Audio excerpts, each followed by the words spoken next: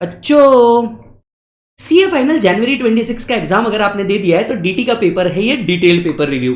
ये paper review के अंदर में हम देखेंगे कि कैसे जो हमने एबीसी एनालिसिस आपको बताया था उसमें से बहुत सारी चीजें आई, काफी सारी चीजें जो थी ये हम लोगों ने इंपॉर्टेंट मार्क कराई थी उसके अंदर से आई। पेपर अगर मैं बात करूं पेपर किस तरीके का था तो मैं कहूंगा paper relatively as compared to the all other years अगर आप देखेंगे तो ये पेपर बहुत इजी और मॉडरेट था।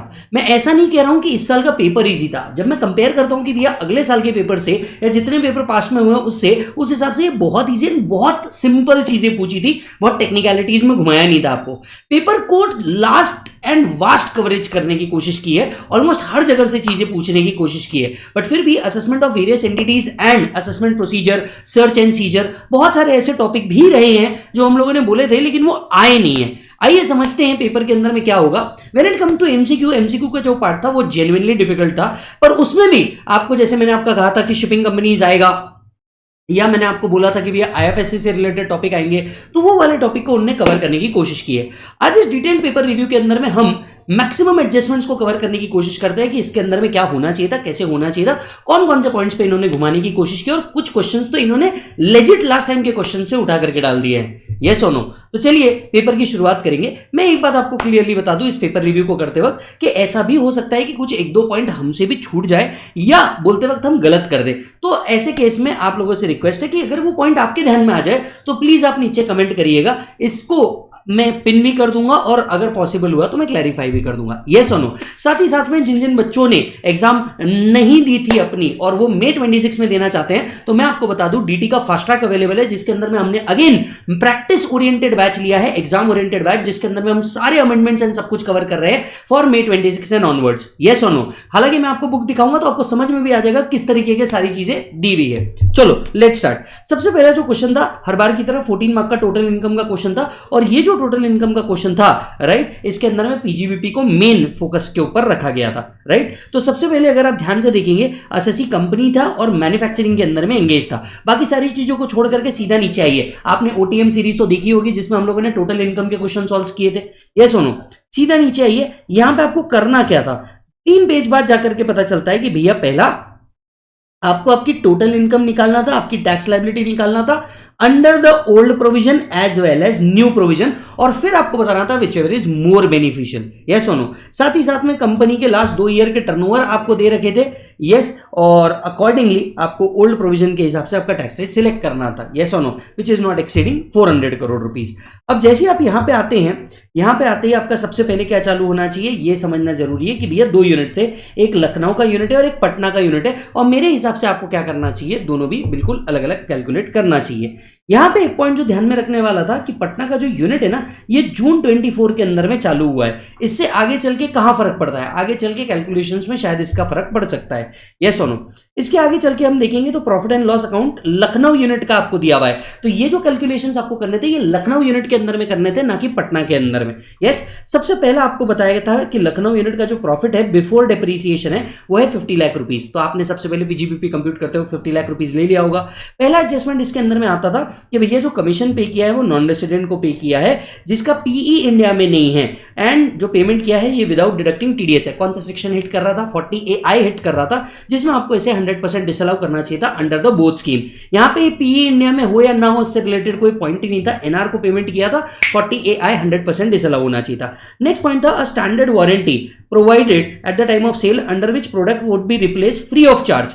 फ्री ऑफ चार्ज ये प्रोडक्ट को क्या कर दिया जाएगा, रिप्लेस कर दिया जाएगा। सिमिलर एडजस्टमेंट एमआरपी के अंदर में दिया हुआ है। प्रोडक्ट रिप्लेसमेंट से रिलेटेड वारंटी और उससे रिलेटेड खर्चा एक बिजनेस एक्सपेंडिचर माना जाता है, अलाउड एज डिडक्शन।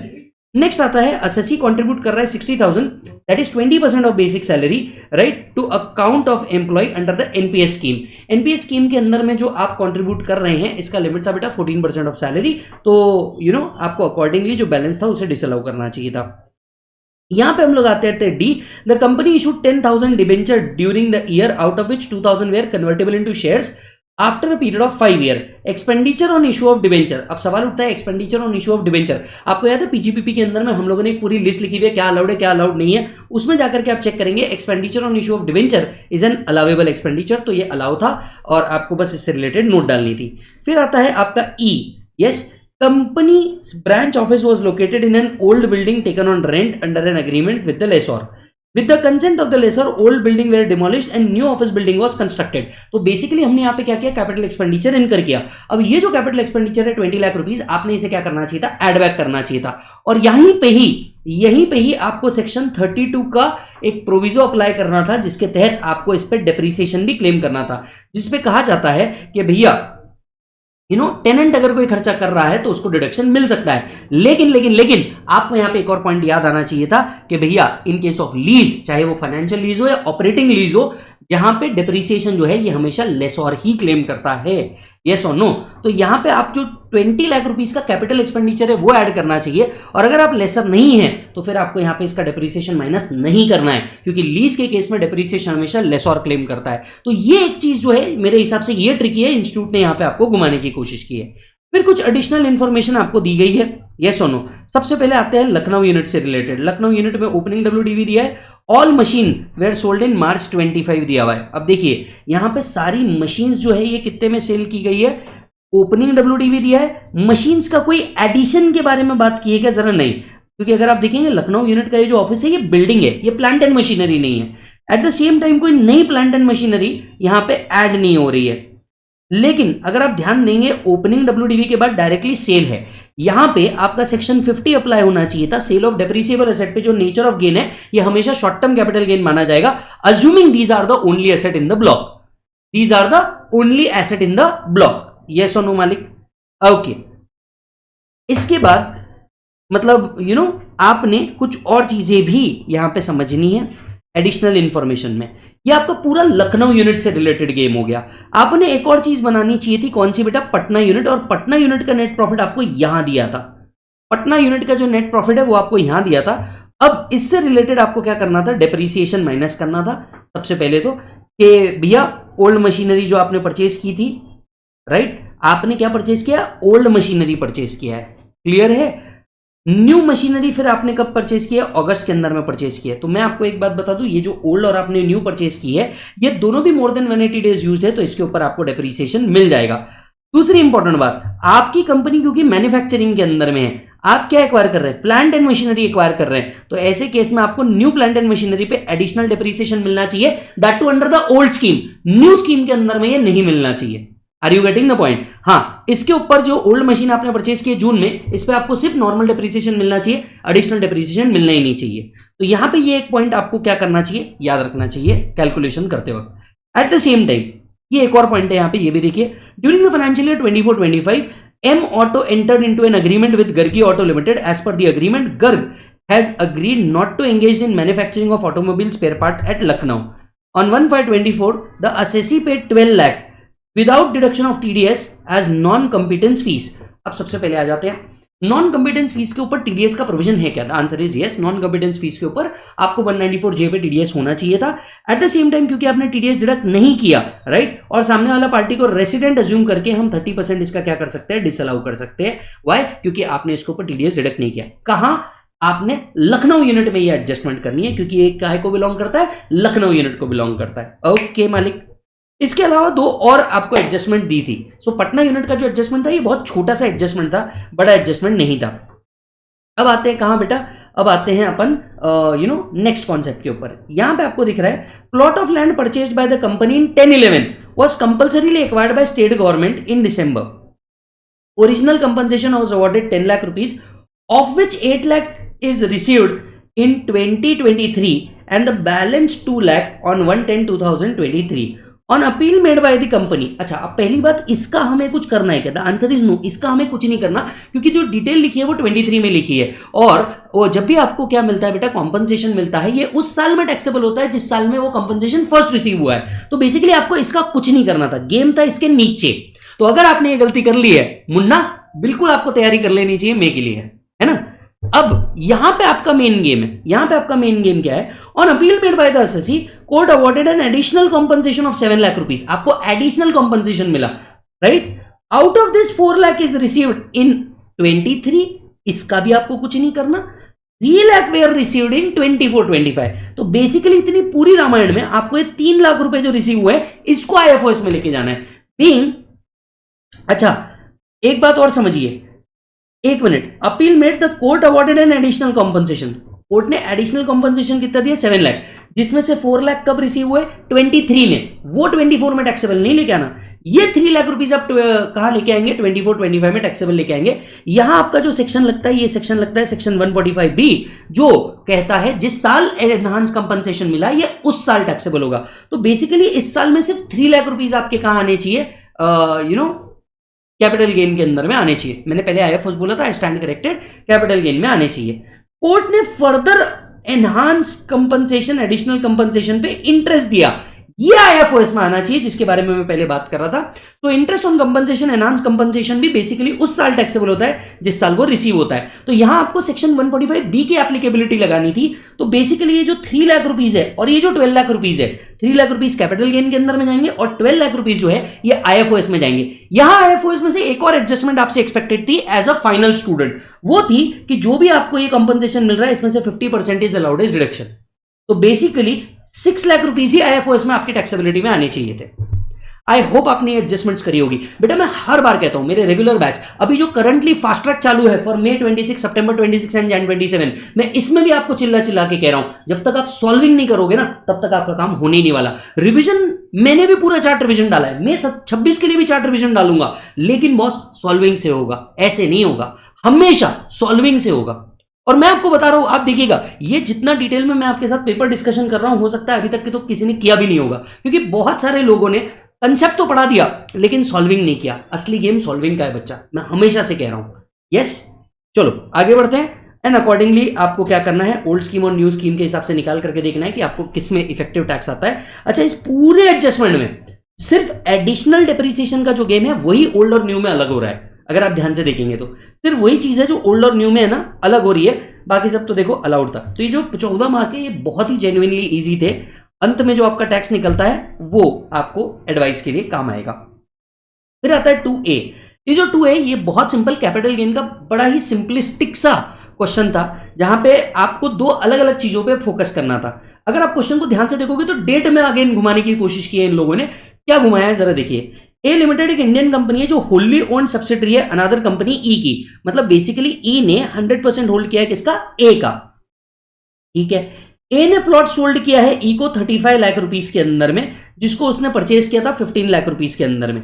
यानी ए लिमिटेड ने किसको सेल किया है, अपनी होल्ली ओन्ड होल्डिंग कंपनी को सेल किया है। और ये जो कंपनी है ये भी एक इंडियन कंपनी है।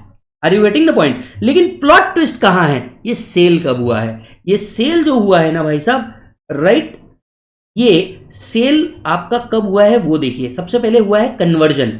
सवाल नीचे का पहला पूछा है, भैया ए लिमिटेड के हाथ में क्या होगा, क्योंकि ए लिमिटेड ने अपना एसेट किसको सेल कर दिया, ई लिमिटेड को सेल कर दिया। तो पहला सवाल आता है कि भाई साहब क्या यहां पे टैक्स आएगा। तो मैं आपको बता दूं सेक्शन 47 का यहां पे रेफरेंस है।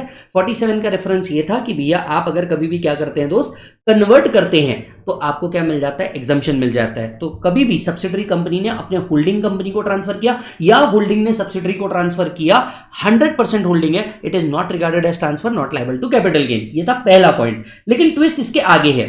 ई लिमिटेड ने क्या किया, उसे बिल्कुल अगले ही साल स्टॉक इन ट्रेड में कन्वर्ट कर दिया। यस, अब यहां पे वन ऑफ द कंडीशन क्या थी, वन ऑफ द कंडीशन थी कि भैया आपने क्या नहीं करना है, 8 साल तक के इस असेट के साथ डीलिंग नहीं करनी है।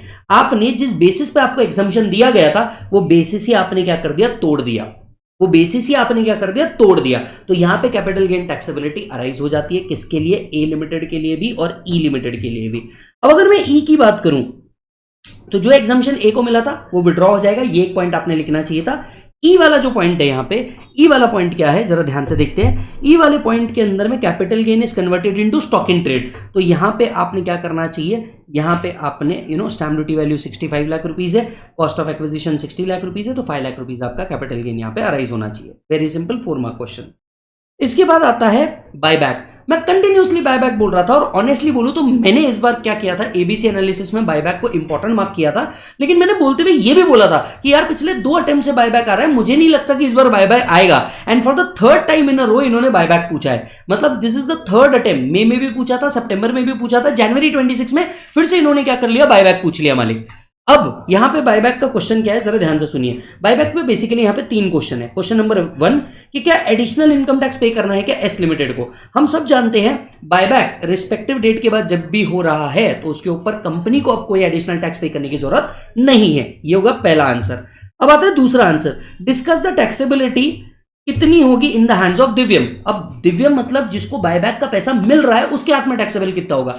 The whole amount received will be considered as income from other sources। तो बेसिकली यहां लिखा है दिव्यम को 250 रुपीज पर शेयर मिल रहा है बायबैक के अंदर में, और दिव्यम ने लगभग कितने शेयर होल्ड करके रखे हैं 100 शेयर। तो यहां पे 25,000 रुपीज उसके कंप्लीटली IFOS माना जाएगा with in the meaning of section 222F।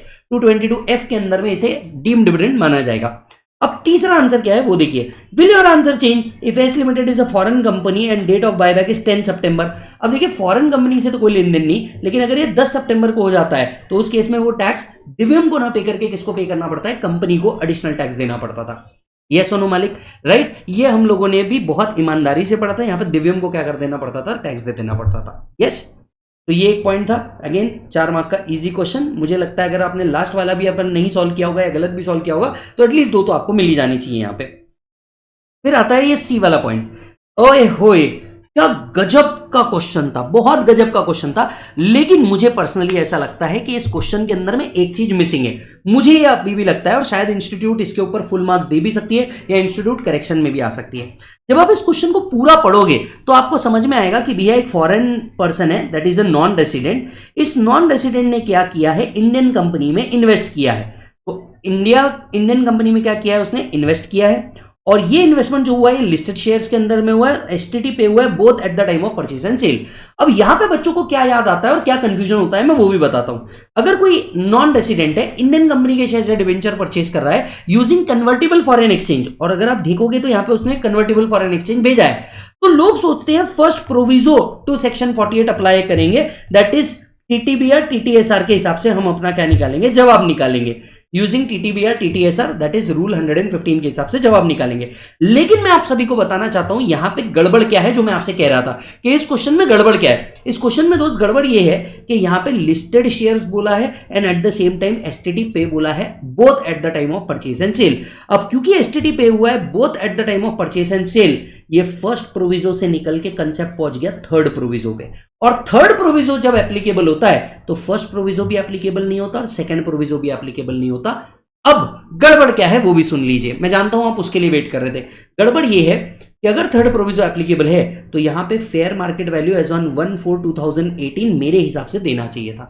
Sorry, fair market value as on 31/1/2018 यहां पे देना चाहिए था, क्योंकि मेरे हिसाब से ये कंसेप्ट ना more of the TTBR TTSR के जगह थर्ड प्रोविजो के केस में बैठता है। तो मुझे ऐसा लगता है कि हो सकता है कि यहां पे ना आप लोग को ये दिया जाए, प्रोवाइड किया जाए। एट द सेम टाइम अगर आप देखोगे right, eight the same time अगर आप देखोगे तो यहां पे उन्होंने क्लियर बोला है कि भैया भले ही ये नॉन रेसिडेंट है लेकिन उसको चैप्टर 6A के चैप्टर 12A के प्रोविजन एप्लीकेबल नहीं है, विच सिंपली मींस दैट जो एनआरआई रिलेटेड प्रोविजन है वो यहां पे उन्होंने एप्लीकेबल नहीं रखी है उसके लिए। यस सोनू, तो यहां पे मेरे को ऐसा लगता है कि थर्ड प्रोविजो के हिसाब से आपको फेयर मार्केट वैल्यू देना चाहिए था, क्यों नहीं दिया भगवान जाने। राइट, इसके साथ साथ जैसे ही आप आगे आएंगे तो आपको यहाँ पे दिखेगा कि भैया एक वेकेंट लैंड थी राइट, जिसका वेलफेयर ट्रस्ट से मिली थी आपको 30 लाख रुपीस की, जिसका स्टैम्प ड्यूटी वैल्यू 40 लाख है। तो यहाँ पे IFOS में गिफ्ट का प्रोविजन 10 लाख रुपीस यहाँ पे आना चाहिए। डिविडेंड कंप्लीटली टैक्सेबल होना चाहिए। इंटरेस्ट 20,000 इन एनआरई अकाउंट। अब मैं आपको बता दूं अगर कोई नॉन रेसिडेंट है जिसको एनआरई अकाउंट से इंटरेस्ट मिल रहा है तो ये एग्जम्प्ट है। ये क्या है बेटा, एग्जम्प्ट है। तो ये एग्जम्पशन आपने क्लेम किया है कि नहीं आपको पता होना चाहिए, और ये हमारे एग्जम्पशन टॉपिक के 3rd नंबर वाले पॉइंट पे भी लिखा है। इसके बाद में आपको बोला है कि भैया रॉयल्टी है 2 लाख रुपीस की, और यहाँ पे लिखा है ग्रॉस राइट, लेकिन काय से है, ऑर्थरिंग द बुक से है, ऑर्थरिंग द बुक से है। पॉइंट टू बी नोटेड, ये जो बुक ऑर्थर करी है ना ये दिल्ली में ऑर्थर करी है right. So entity non resident है लेकिन बुक कहां ऑर्थर करी है, बोलो जल्दी से, बुक कहां ऑर्थर करिए, इंडिया में ऑर्थर करिए। तो सवाल उठता है कि क्या ये ऑर्थर से रिलेटेड इनकम को हमें कहीं कंसिडर करना है। द आंसर इज यस, ये ऑर्थर से रिलेटेड आपको इनकम कंसिडर करना है आपके इनकम फ्रॉम अदर सोर्सेज के अंदर में। कहां करना है बोलो जल्दी से, इनकम फ्रॉम अदर सोर्सेज के अंदर में कंसिडर करना है। अब दूसरा सवाल आता है, क्या यहाँ पे 80 QQB का डिडक्शन मिलना चाहिए क्या। ये एक और सवाल आता है कि क्या 80 क्यूक्यूबी का डिडक्शन मिलना चाहिए क्या? क्यों? क्योंकि आपने जो रिसीव किया है वो रॉयल्टी है, एंड रॉयल्टी किसके ऊपर है बेटा? बुक्स के ऊपर है। तो मैं आपको बता दूं 80 क्यूक्यूबी का डिडक्शन कब मिलता है? जब असेसी इंडिविजुअल हो, रेसिडेंट ऑर्थर हो। अब यहां पे अगर आप देखेंगे तो असेसी ही कौन हो जा रहा है? असेसी हो जा रहा है नॉन रेसिडेंट। अगर असेसी ही नॉन रेसिडेंट हो जा रहा है तो ऐसे केस के अंदर में फिर 80 क्यूक्यूबी नहीं मिलना चाहिए, राइट। बट हाँ, मैं यहाँ पे एक पॉइंट है कि आपने रेसिडेंशियल स्टेटस पहले चेक कर लेना चाहिए। जितना प्राइमा फेसी मैंने चेक किया था वो नॉन रेसिडेंट ही बैठ रहा है। यस मालिक, यहाँ पे आपको आपकी total income and tax liability निकालनी चाहिए। लेकिन यहाँ पे एक और पॉइंट है। पॉइंट क्या है? यहाँ पे आपने प्रीमियम पेड किया है 2 lakh rupees on the life insurance policy in India. अब यहाँ पे 80C का आपको बेनिफिट मिल जाएगा, that too under the old scheme आपको ये मिल जाएगा, कोई दिक्कत वाली बात नहीं है। नॉन रेसिडेंट को भी ये बेनिफिट मिल सकता है, यस और नो। तो 80C जो है उसका रेसिडेंशियल स्टेटस से कोई लेन देन नहीं है, 80C को भी बेनिफिट दे देता है। चलो यहां से आगे बढ़ते हैं। चैरिटेबल ट्रस्ट का ये जो क्वेश्चन है, ये एग्जैक्ट क्वेश्चन जो है बच्चों, ये अपनी बुक के अंदर में भी दिया हुआ है। फिगर्स थोड़े से चेंज है और एक दो एडजस्टमेंट ज्यादा है, बाकी पूरा क्वेश्चन सेम है। मैं आपको दिखाता हूं अपनी जो एमआरपी बुक है, राइट। आप अपनी एमआरपी बुक के अंदर में पेज नंबर अगर देखेंगे तो मैंने इनफैक्ट यहां पे लिख के भी रखा है। पेज नंबर है यहां का 24.10। तो अगर आप ध्यान से देखोगे तो यहां पे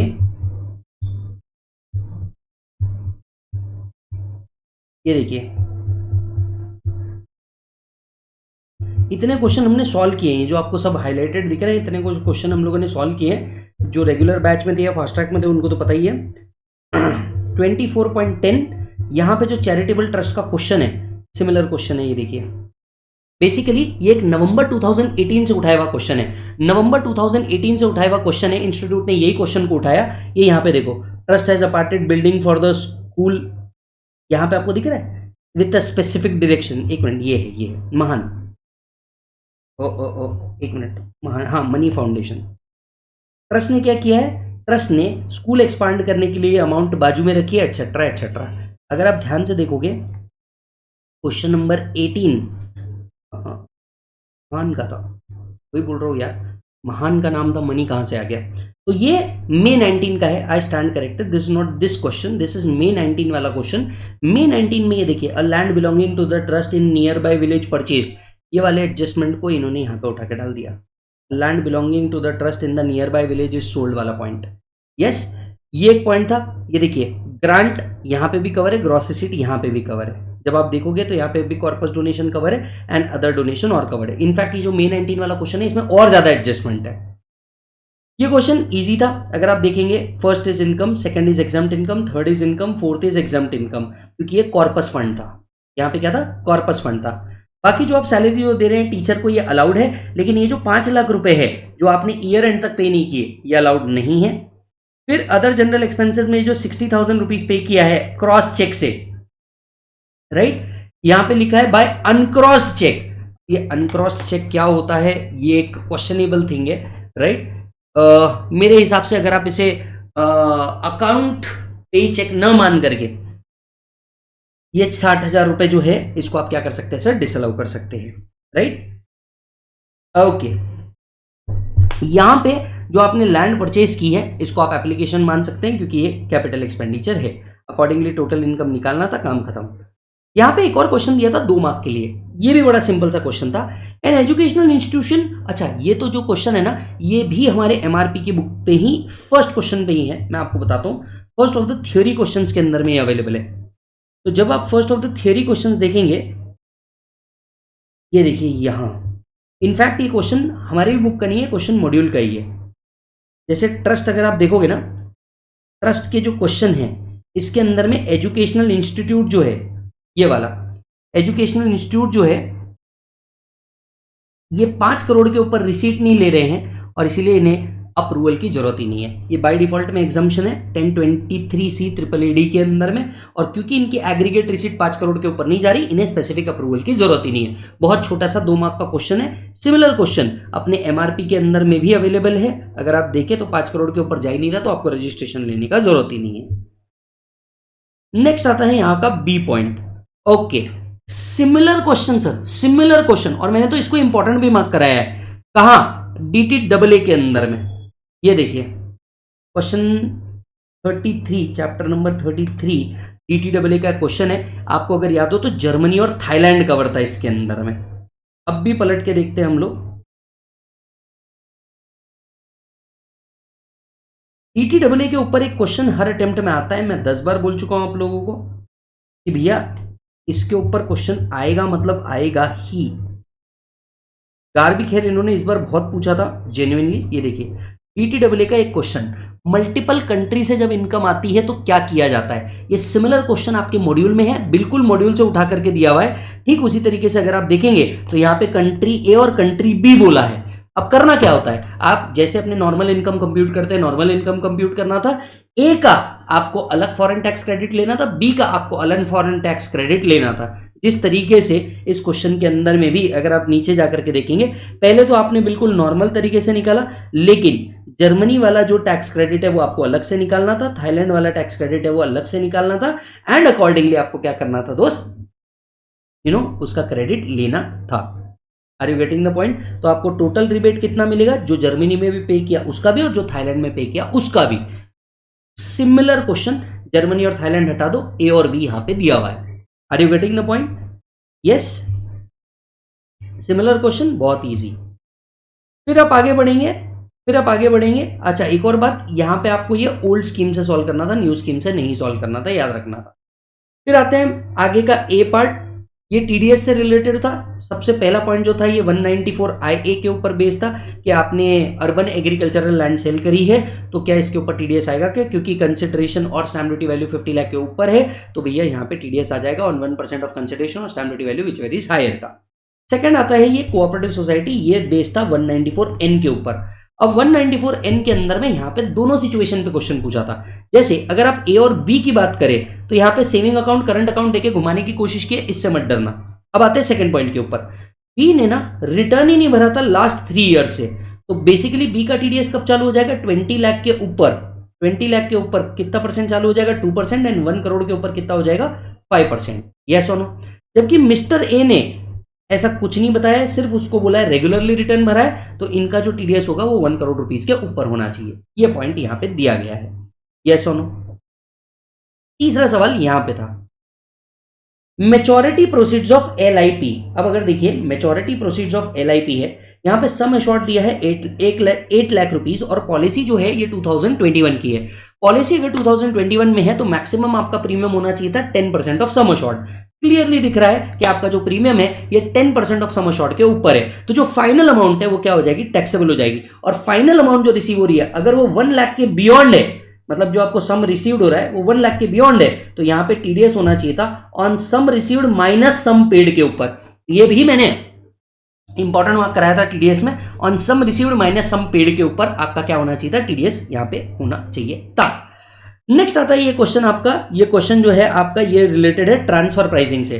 ट्रांसफर प्राइसिंग का कप मेथड के ऊपर क्वेश्चन था। इनफैक्ट मैंने तो मेरे इंस्टाग्राम पे रील भी डाली थी कि क्या पेपर बनाया है सर आपने, क्योंकि जिन बच्चों ने एमआरपी हमारा पढ़ के गए होंगे, क्वेश्चन बैंक हमारा पढ़ के गए होंगे, तो उनको तो ये और इजी लगा होगा, क्योंकि इस तरीके के क्वेश्चन उन्होंने क्लास में सॉल्व किए, रेगुलर में सॉल्व किया, फास्ट ट्रैक में सॉल्व किए, और अभी मैं आपको सारी चीजें इसी के लिए ऑन साइट दिखा रहा हूं। आप देखेंगे कि बिल्कुल तुरंत स्क्रीन स्विच करके दिखा रहा हूं कि इस तरीके का क्वेश्चन हम लोगों ने कवर किया हुआ है। ओके, इधर आइए। कनाडा लिमिटेड ने क्या किया था, होल्ड किया था 35% इन एलेमेंट लिमिटेड, और उसके बाद इन्होंने क्या किया है, अलग अलग फॉलोइंग डायरेक्शंस दिए हैं, और उसके बाद उन्होंने बोला है आर्म्स लेंथ मेथड से निकालिए कप मेथड में। सिमिलर क्वेश्चन, क्योंकि ये जो क्वेश्चन है ये आपके May 24 से इंस्पायर्ड है, राइट, May 24, यस, May 24 से इंस्पायर्ड है, इसीलिए हमारी बुक का नाम हम रखते हैं एमआरपी। M मतलब MTP, R मतलब RTP, P मतलब पास्ट पेपर। और अगर कोई बच्चा है जिसने हो सकता है पढ़ाई कहीं और से करी हो पर ये क्वेश्चन बैंक चाहिए, तो ये ekatwamacademy.com के ऊपर अवेलेबल है, और हमारा कंसाइज बुक भी अवेलेबल है। बट मैं कहता हूं अगर आपका टैक्स में सॉल्विंग में दिक्कत है ना, तो फिर आपने फास्ट ट्रैक के अंदर में जाना। करंटली रिकॉर्डिंग चालू है, 25 लेक्चर इज ऑलरेडी डन, लगभग 35 to 40 लेक्चर्स के अंदर में हमारा सब कुछ खत्म होने वाला है, तो वो आप देख सकते हैं। पेज नंबर था हमारा, ये देखिए 37.19।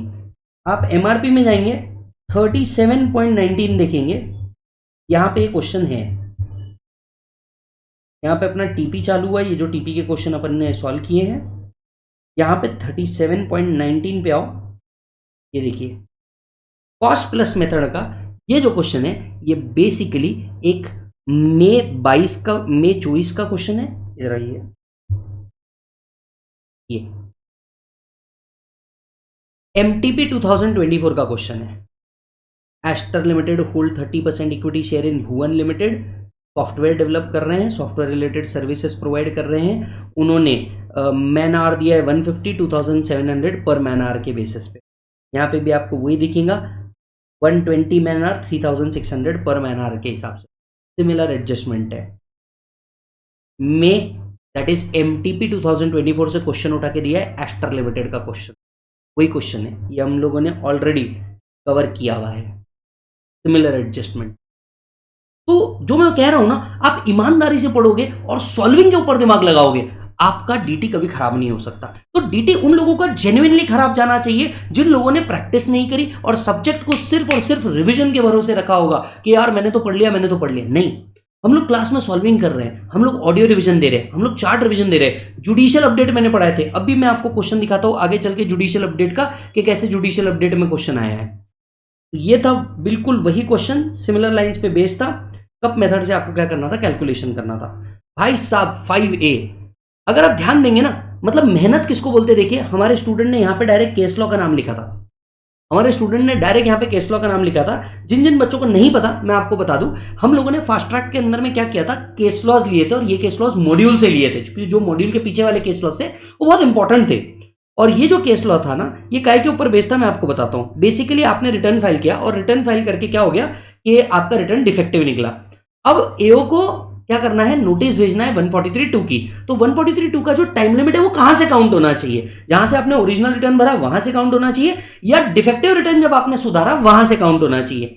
ये प्योरली बेस्ड लॉ है इस केस लॉ पे। ये केस लॉ है मॉड्यूल के अंदर में आपका पेज नंबर 15.126। अब हमें क्यों पता है, क्योंकि हमने सर सॉल्व करवाया, तब जाकर के वो बच्चे ने ऑलरेडी लिखा है। DIC DCIT और ट्रैवल डिजाइन का केस है। ये पीरियड ऑफ लिमिटेशन 143(2) का कहां से काउंट किया जाएगा, जहां से रिटर्न डिफेक्टिव है वहां से काउंट किया जाएगा या अदरवाइज काउंट किया जाएगा। ये देख लीजिए, ये इस केस लॉ पे बेस्ड है। यहां पे हमारे बच्चे ने ऑलरेडी उसका नाम लिख करके रखा था ट्रैवल डिजाइनर, क्योंकि उसको पता था ये चीज इस तरीके से इंपॉर्टेंट है और ये केस इंपॉर्टेंट है। यहां बेचारे को क्या मिल गया होगा, अपने 4 मार्क मिल गए होंगे अगर आपने ये केस लॉ मेंशन किया होगा। अल्टीमेटली इसका आंसर क्या है मैं आपको ये भी बता देता हूं। अल्टीमेटली जो आपका टाइम लिमिट है वो कहां से काउंट होता है, आपके ओरिजिनल रिटर्न से काउंट होता है। अगर ये आपने डिफेक्ट समय पे सुधार दिया है तो क्योंकि ये एक वैलिड रिटर्न बन जाता है। अगर डिफेक्ट आपने सही समय पे सुधार दिया तो ये एक वैलिड रिटर्न कहा जाता है और उस केस में फिर आपका टाइम ओरिजिनल रिटर्न से काउंट होता है। ये इसका जवाब होना चाहिए था। केस लॉ नहीं भी मेंशन किया पर आंसर सही सही लिख के आए हो, बिल्कुल चलेगा, कोई दिक्कत वाला बात नहीं है। फिर आते हैं आगे, DRC के ऊपर बेस्ड है भाई साहब। ये DRC के ऊपर बेस्ड है, फ्रेश क्वेश्चन बनाया गया था, कहीं से कॉपी नहीं, कोई RTP MTP में इसका कोई रेफरेंस नहीं है, एकदम फ्रेश क्वेश्चन बना था। ये आपको आपके कंसेप्ट बुक से ही पढ़ना था। जैसे मैं आपको दिखा दूं, हमारा अगर MRP आप देखेंगे, सॉरी कंसाइज बुक देखेंगे, तो कंसाइज बुक के पेज नंबर 45.1 के ऊपर ये लिखा है। तो मैं कंसाइज बुक में जाता हूं, 45.1 के ऊपर आपको इसका कंटेंट मिलेगा। बिल्कुल फ्रेश क्वेश्चन है, कभी इस तरीके का क्वेश्चन बना ही नहीं है, ना RTP में ना MTP में, किधर भी नहीं है। राइट, हम लोग तो सब निपटा चुके हैं, इसके लिए बोल रहे हैं। ये 45.1 पे DRC की लिमिट पूछी है। DRC में अप्लाई करने के लिए वेरिएशन कितना होना चाहिए था। पहला जवाब है यहाँ वेरिएशन जो है ये अप टू 10 लाख रुपीज होना चाहिए DRC में जाने के लिए। दूसरा सवाल पूछा है क्या 154 का जो ऑर्डर है इसको क्या कर सकते हैं, स्पेसिफाइड ऑर्डर मान सकते हैं क्या फॉर एप्लीकेशन ऑफ DRC। ये देखिए यहाँ लिखा हुआ है, ऑलरेडी स्टार मार्क करके रखा है कि रेक्टिफिकेशन ऑर्डर भी, क्योंकि ये ऑर्डर भी स्पेसिफाइड ऑर्डर में आता है। CBDT का नोटिफिकेशन था, तो CBDT का नोटिफिकेशन था, CBDT बोलता है ये भी इंक्लूड होगा। बिल्कुल इस CBDT के नोटिफिकेशन के ऊपर ये क्वेश्चन बना दिया, बिल्कुल CBDT के क्वेश्चन के ऊपर नोटिफिकेशन बना दिया। क्या 154 का ऑर्डर स्पेसिफाइड ऑर्डर माना जाएगा क्या, CBDT बोलता है हाँ इसे इंक्लूड करना है। तो पहला जवाब इसका आना चाहिए था यस। दूसरा, इफ यस मॉनेटरी लिमिट क्या है, मॉनेटरी लिमिट क्या है भैया, मॉनेटरी लिमिट यहाँ पे लिखी हुई है, ये देखिए ये आपके मॉनेटरी लिमिट लिखी हुई है कि भैया आपका जो एग्रीगेट वेरिएशन है वो 10 लाख रुपीस तक का होना चाहिए, और अगर आपने रिटर्न फर्निश किया है और टोटल इनकम जो है ये आपकी 50 लाख से ऊपर नहीं होनी चाहिए। यहां पे आ गई आपकी मॉनेटरी लिमिट। अब सवाल उठता है कि क्या चौहान का केस इसके अंदर में आएगा, द आंसर इज यस, क्योंकि ये जो आपका वेरिएशन जो है वो उससे ऊपर नहीं जा रहा, और आपकी जो टोटल इनकम है ये कितने से ऊपर नहीं जा रही, 50 लाख के ऊपर नहीं जा रही। ये आपका आंसर आना चाहिए था। Are you getting the point? तो अगर आप देखेंगे ना, जैसे कंसाइज बुक हो गया, कंसाइज बुक के अंदर में भी आपका सब कुछ इतना डिटेल में कवर करके रखा हुआ है कि आप फास्ट ट्रैक लेंगे, आप रेगुलर लेंगे, या आप इनफैक्ट पढ़ भी लेंगे तो आपको मजा आएगा, क्योंकि उसके अंदर में डिटेल कवर करने की कोशिश की है। एक बात याद रखिए, हमने उस चीज को कंसाइज किया है, खत्म नहीं किया, वो उसके अंदर में रखा है। Are you getting the point? भले ही थोड़ा सा कंटेंट ज्यादा होता है, पर बॉस आप एक फाइनल लेवल का एग्जामिनेशन दे रहे हैं, दैट टू प्रोफेशनल एग्जामिनेशन दे रहे हैं, इट इज हाईली इंपॉर्टेंट कि आप नहीं जा सकते। ऑडिट का paper in group 1 and DT का paper in group 2, these are the most important paper जहां पे कंटेंट बहुत सारा है। और अगर आप कोई भी कंटेंट मिस करके जाते हैं ना कि चले यार मैं तो शॉर्टकट से पढ़ लेता हूं, शॉर्ट में पढ़ लेता हूं, इसमें कुछ शॉर्ट नहीं हो सकता, जेन्युइनली इसमें शॉर्ट नहीं हो सकता। शॉर्ट आप कंटेंट को कर सकते हैं, पर कंटेंट कट करके कुछ शॉर्ट नहीं हो सकता, ये बात आप हमेशा याद रखिए। Are you getting the point? आते हैं नेक्स्ट पॉइंट के ऊपर। इस क्वेश्चन के बाद यहां पे आता है आपका question completely amendment based question है, कंप्लीटली अमेंडमेंट बेस्ड। चिल्ला चिल्ला के बोला था, और कहां का अमेंडमेंट है वो भी बताता हूं। ये आपका सितंबर 24 का अमेंडमेंट था, फर्स्ट टाइम आया था, और जनवरी 26 का भी जो अमेंडमेंट था उसके भी अंदर ये इंक्लूडेड है, लेकिन ये फर्स्ट टाइम सितंबर 24 के स्टैट्यूटरी अपडेट्स में आया था, और उसके बाद में फिर उसको जनवरी में भी कंटिन्यू किया गया था। अगर आप मेरा जनवरी का क्या खोल करके देखेंगे, अमेंडमेंट 3 अमेंडमेंट लेक्चर डाले थे मैंने जनवरी 26 के लिए, और चिल्ला चिल्ला के बोला था एक चीज की, ये आएगा आएगा आएगा। मैं भी आपको स्टार मार्क करके दिखाता हूं क्या था कंसेप्ट, देखिएगा। कंपाउंडिंग कर सकते क्या, कंपाउंडिंग की न्यू एप्लीकेशन। तो 2 क्वेश्चन आपसे पूछे गए थे। सबसे पहला पूछा गया था, अगर कंपाउंडिंग इसके पहले कभी रिजेक्ट की गई है ओल्ड गाइडलाइंस के हिसाब से, राइट, तो बताइए कि क्या वापस से एप्लीकेशन कर सकते क्या। कहीं नहीं जाना, इधर ही रुकना, मैं बताता हूं। यहां जब आपका ये provision for unauthorise unethical tax practice था कंपाउंडिंग का, राइट, ये देखिए यहां पे स्टार मार्क किया था और बाकायदा आपको लिखा करके दिया था, whether revise guidelines are applicable on pending application. At the same time यहां देखिए, whether applicant whose application was rejected earlier on the ground being convicted is eligible to reapply। देख लीजिए, यहां पे हमने बोला था, लिखा के दिया था, क्या आप रिजेक्ट हो गए आ सकते हैं, बिल्कुल आप आ सकते, लेकिन अगर पहले मेरिट्स के बेसिस पे रिजेक्ट किया था तब आप रीअप्लाई नहीं कर सकते। तो आपको यहां का आंसर डुअल लिखना था कि भैया पहला आप बिल्कुल क्या कर सकते हैं, रीअप्लाई कर सकते हैं, कोई दिक्कत वाला बात नहीं है। दूसरा चीज, अगर आपने मेरिट्स के बेसिस पे पहले रिजेक्ट हुआ है तब ये नहीं हो सकता। तो आपने इसका जवाब कुछ इस तरीके से लिखना था। और अब तक के शायद आपको समझ में आ चुका होगा, बहुत सारे बच्चों को ये पेपर देख के अब तक समझ में आ चुका होगा कि क्या उन्होंने पेपर में सही किया या गलत किया है। एंड अकॉर्डिंगली बच्चों आपको आपके मई 26 के लिए बढ़ जाना चाहिए, या फिर अपनी डिग्री के लिए तैयार हो जाना चाहिए। मस्त कैप लगा करके कॉन्वोकेशन के लिए आप लोगों ने तैयार हो जाना चाहिए। और ये वीडियो अपने हर दोस्तों को सेंड कर देना जिनको शायद इसकी जरूरत हो सकती है। यस, क्योंकि मुझे नहीं लगता इतना डिटेल में कहीं भी और कहीं इस पेपर का डिस्कशन होगा, राइट। ओके, इसके बाद आता है कि न्यू एप्लीकेशन जो है ये कब से फाइल करनी है। तो मैं आपको बता दूं, ये जो न्यू एप्लीकेशन है, ये रिवाइज गाइडलाइन जो है ये आपकी एक स्पेसिफिक डेट से आई हुई है, और रिवाइज गाइडलाइन जो है ये स्पेसिफिक डेट से आने के बाद, दैट इज 17 अक्टूबर 2024 से ये गाइडलाइन आई है। तो 17 अक्टूबर 2024 के बाद आपका ये एप्लीकेशन होना चाहिए। बेसिकली ये जो क्वेश्चन था ये थोड़ा इजी क्वेश्चन का था कि भैया by which date he needs to file application under the new guideline. तो भैया 17 अक्टूबर के बाद ही इसने क्या करना चाहिए था, एप्लीकेशन करना चाहिए था। ये सुनो, इसका पार्ट बी का जो ए क्वेश्चन है, मोस्ट फेवर्ड नेशन का, ये भी एकदम फ्रेश क्वेश्चन है, कहीं से लिया नहीं गया है। Most favoured nation BEPS. अच्छा, एक आपको यहां पे 2 चीजें एक्सप्लेन करने बोला था। पहला बोला था मोस्ट फेवर्ड नेशन, जहां पे हम किसी कंट्री को मोस्ट फेवर्ड नेशन का दर्जा देते हैं तो उन्हें special benefits and etcetera provide करते हैं। दूसरा, and base erosion profit shifting क्या है with respect to international tax treaty. तो बेस इरोजन प्रॉफिट शिफ्टिंग को आपको डिफाइन करना था।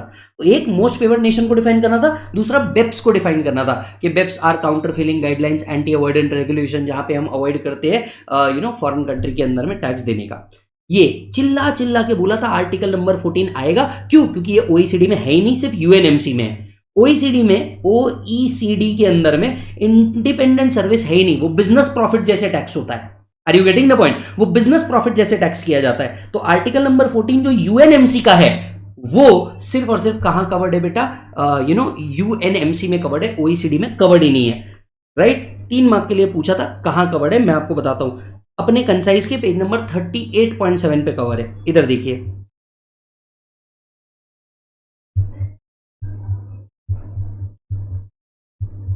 ये रहा आपका 38.7। यहां पे इंडिपेंडेंट पर्सनल सर्विसेज में ओईसीडी में वो है ही नहीं, बिजनेस प्रॉफिट जैसे टैक्स होता है, और यूएनएमसी के अंदर में दिया हुआ है। लीजिए सर, खत्म। नेक्स्ट, इसके बाद ये कहा था amendment based question, again amendment based question, right. जनवरी 2025 के स्टैट्यूटरी अपडेट्स के अंदर में क्लॉज नंबर 22 पे क्वेश्चन आएगा। दो ही क्लॉज का अमेंडमेंट था, मैं आपको बताता हूं, दो ही क्लॉज के अंदर में अमेंडमेंट था। पहला अमेंडमेंट था क्लॉज नंबर 22 के अंदर में, और दूसरा अमेंडमेंट था क्लॉज नंबर 31 के अंदर में। और मैंने कहा था कि मुझे चिल्ला चिल्ला के लग रहा है कि भैया क्लॉज नंबर 22 के ऊपर 100% क्वेश्चन आएगा। ये देखिए, क्लॉज नंबर 22 हम लोगों ने ऑलरेडी अमेंडमेंट लेक्चर के अंदर में कवर किया था। क्लॉज नंबर 22 एमएसएमई से रिलेटेड था, एमएसएमई रिपोर्टिंग से रिलेटेड था as a part of chartered accountant. ये यहां था, और हमने क्लॉज 22 को चिल्ला चिल्ला के बोला था। इसी के लिए ये आया मालिक आपको कितना, 3 मार्क के लिए। कि क्लॉज नंबर 22 में एज अ चार्टर्ड अकाउंटेंट आपकी क्या रिस्पॉन्सिबिलिटी है, आपके माइंड में फॉर्म 3CD में क्या रिप्लाई करना है। तो यहाँ पे क्लॉज नंबर 22 था, इसको आपको रिपोर्ट करना था। नेक्स्ट आता है पार्ट नंबर बी। ये क्वेश्चन काय के ऊपर बेस्ड है, गार के ऊपर। मैंने अगेन आपसे कहा था, कहा था बेटा, एबीसी एनालिसिस में गार कंटिन्यूसली पूछे जा रहे हैं। इनफैक्ट परसों हम जब फास्ट ट्रैक के अंदर में इसको रिकॉर्ड भी कर रहे थे, तब भी मैंने कहा था कि गार एक कंसिस्टेंट चीजें आएगी, मतलब आएगी आएगी। ये 30 नवंबर 22 से रिलेटेड क्वेश्चन है। ये जो गार का क्वेश्चन है ना, ये नवंबर 22 के अंदर में भी सिमिलर क्वेश्चन आया था, वही क्वेश्चन उठा के वापस दिया है, फिगर्स बदल दिए, सिचुएशन बदल दिए। ये सुनो, अपने एमआरपी के पेज नंबर 34.3 के ऊपर कवर्ड है, पेज नंबर 34.3 के ऊपर कवर्ड है। गार के तीनों सिचुएशंस कवर किए गए हैं। इसके बाद आता है आपका बोर्ड ऑफ एडवांस रूलिंग। बहुत सालों बाद बोर्ड ऑफ एडवांस रूलिंग के ऊपर क्वेश्चन आया है, और ये चारों सिचुएशन के अंदर में आपका ये जो क्वेश्चन है ये बेस्ड है एप्लीकेंट कौन रहेगा, हु विल बी एप्लीकेंट। तो बेसिकली एप्लीकेंट का डेफिनेशन पूछा है आप लोगों को। एप्लीकेंट का क्या पूछा है, डेफिनेशन पूछा है। मैं बताता हूं कहां मिलेगा। तो जैसे ही आप क्या करेंगे दोस्त, कंसाइज में जाएंगे, कंसाइज में आपको एडवांस रूलिंग मिलेगा। बेसिकली ओल्ड सिलेबस में इसके ऊपर क्वेश्चन पूछा जाता था, हाँ ओल्ड सिलेबस में इसके ऊपर क्वेश्चन पूछा जाता था। न्यू के अंदर में तो खैर इसके ऊपर क्वेश्चन कम कर दिया। अगर आप ध्यान से देखेंगे ना, मैंने ये देखो टैक्स ऑडिट के अंदर में, टैक्स ऑडिट के अंदर में आप इधर देखो स्टार मार्क करा के रखा था क्लॉज नंबर 22 को, लिखवा के रखा था क्लॉज नंबर 22 को, स्टार मार्क करके रखो बेटा, ये आएगा। रुको, आपको भी क्या दिखाना है मुझे, आपको मुझे अभी दिखाना है क्या, आपको भी मुझे दिखाना है एडवांस रूलिंग। एडवांस रूलिंग के अंदर में क्या पूछा गया था। और देखो यहाँ पे ना इस पेपर के अंदर में अगर मैं बात करूँ तो बहुत सारी चीज़ तो पूछी ही नहीं है। जैसे वीडीए मेरे को लगता था आना चाहिए, नहीं आया। ये सुनो, पेनल्टीज के ऊपर कोई क्वेश्चन नहीं आया अपार्ट फ्रॉम कंपाउंडिंग। तो ये तो देखो थोड़ा सा ऑब्वियस भी था कि कंपाउंडिंग नई चीज़ आई है तो आपको पूछा जाना चाहिए। टैक्स ट्रीटी के ऊपर कोई क्वेश्चन नहीं आया, मैट के ऊपर कोई क्वेश्चन नहीं है। मतलब जेन्युइनली कुछ चीज़ें बहुत ही अजीब है। अब यार ये मिल नहीं रहा मेरे को, छोड़ो। तो ये एप्लीकेंट के ऊपर है आपका ये जो लास्ट क्वेश्चन है। ये एप्लीकेंट कौन रहेगा एडवांस रूलिंग के अंदर में, बोर्ड ऑफ एडवांस रूलिंग के अंदर में, वो आपको बताया गया। एवरीबॉडी एक मिनट रुक जाओ, मैं आपको बता ही देता हूँ। पेज नंबर 42, नंबर 42 ये आ गया भाई साहब। लो जी मालिक, 42 में ये रहा एप्लीकेंट।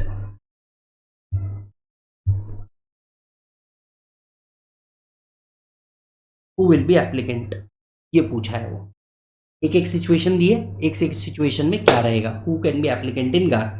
हमने बाजू में लिखा के दिया था ये क्वेश्चन आएगा, ये लो यही वो क्वेश्चन के वर्ड है, who will fall in the definition of applicant. तो सर क्या आप ये कहना चाह रहे हैं कि सब कुछ आपके पेपर से आया, आपने जो पढ़ाया वही आया? नहीं, बेसिकली ऐसा नहीं है। बेसिकली बात इतनी है कि डीटी के अंदर में ना कुछ चीजें जो है वो अमेंडमेंट बेस्ड आती है, ये हमको पता है। दूसरी चीज क्या है कि आपने उसके ऊपर प्रैक्टिस करी है क्या। सी क्लासेस लगाना एक बात होती है, एज अ स्टूडेंट आपकी रिस्पॉन्सिबिलिटी होती है क्या आपने उसके ऊपर मेहनत करी है क्या। तीसरी इंपॉर्टेंट चीज है वो स्पेसिफिक पॉइंट्स को हिट करना। जैसे अगर आप टैक्स ऑडिट पढ़ेंगे तो टैक्स ऑडिट के अंदर में there are more than 38 clauses. आपको वहां पे कौन से क्लॉज के ऊपर हिट करना है ये भी एक इंपॉर्टेंट पॉइंट है, क्योंकि आप देखोगे पिछले 2 अटेम्प्ट है ना, या 2 आरटीपी भी आप पिछले ओपन करके देखोगे तो उसके अंदर में आपको क्या दिख रहा है, कंटिन्यूसली टैक्स ऑडिट का पार्ट दिख रहा है। तो the most important point is कि आप अगर स्पेसिफिक चीजों पे मेहनत करोगे दोस्तों तो आपको ये मिलेगा ही मिलेगा। Are you getting the point. और वो इतना हार्ड है नहीं, जेन्युइनली स्पीकिंग वो इतना हार्ड है ही नहीं, आपको सिर्फ उसके ऊपर फोकस करना है, more of the writing practice करनी है, आपका काम हो जाएगा। खैर, अगर आप मई 26 के लिए रेगुलर बैचेस देख रहे हैं तो हमारे रेगुलर बैचेस ऑलरेडी रिकॉर्डेड है, लगभग 60 लेक्चर्स के अंदर में आपका पूरा डीटी खत्म है। यही चीज फास्ट ट्रैक तो अभी खैर कंटिन्यूअस ही है, तो फास्ट ट्रैक के अंदर में आप यही चीज करना चाहते हैं तो फास्ट ट्रैक भी कर सकते हैं। अराउंड 35-40 लेक्चर्स के अंदर में पूरा कॉन्सेप्ट आपका क्या कवर करके रखा हुआ है, जिसमें हमने सॉल्विंग करी है, पास्ट एमटीपी आरटीपी के क्वेश्चन सॉल्व करे हैं, ऑडियो रिविजन कराया है, चार्ट रिविजन भी कराया है। बहुत जल्द हम हमारा चार्ट रिविजन चालू कर रहे हैं for the purpose of May 26 सितंबर 26। अगर आपको लगता है तो आप ले सकते हैं। ये सुनो, कुछ पॉइंट मेरे से भी रह गया हो, कुछ मेरे से भी गलती हो गई हो, तो आप प्लीज कमेंट बॉक्स में फील फ्री कीजिए कि आप उसके अंदर में डालिए। मुझे भी सही ठीक लगा और मुझे कुछ पॉइंट बाद में याद आया तो मैं भी उसके अंदर में डाल दूंगा। बाकी आपको जो अगर लगता है कि ये किसी को सेंड करना चाहिए, जरूर सेंड कीजिए। And do follow us on Instagram. Bye bye and take care.